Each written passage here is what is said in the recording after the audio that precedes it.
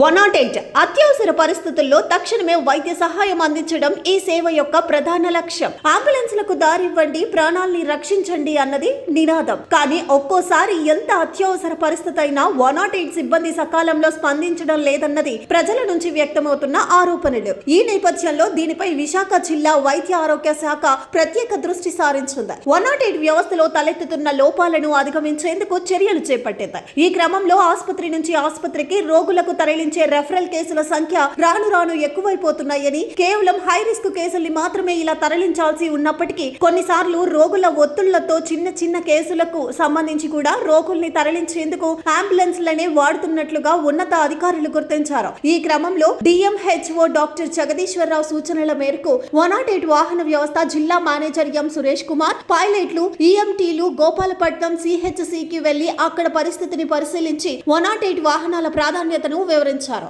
అనవసర కేసుల కారణంగా అత్యవసర కేసులకు అటెండ్ కాలేకపోతున్నామన్న 108 సిబ్బంది వాదనను అక్కడి వైద్యులు అర్థం చేసుకుని తమ సమ్మతి తెలిపారు.